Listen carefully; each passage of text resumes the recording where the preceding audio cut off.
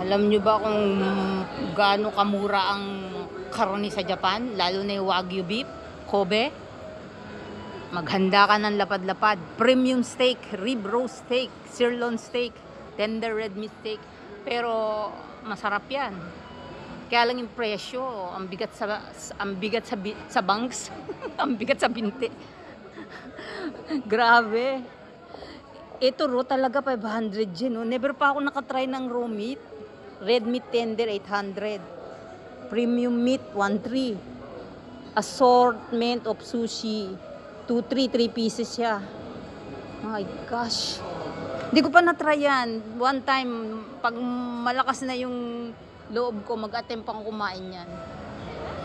Pero ito mukhang masarap po, yung 110 gram, kaso 6,800 yen. Oh my gosh. Grabe presyo guys. Samantalang kung bibili ako sa supermarket ng Kobe beef, siguro mga 4,000, 5,000 makakabili na ako. Walang isang lapad. Yung isang lapad niya malaki na. Siyempre, pwesto, bayad sa pwesto. Mukhang masarap naman siya. Masarap din siyempre yung presyo. They are sticky. It means half raw. Rare sticky.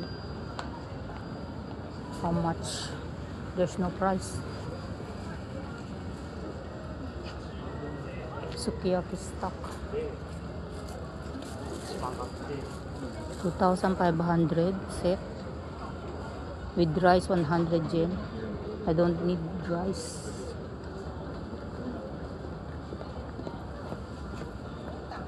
I like the wheat, but I don't need the rice.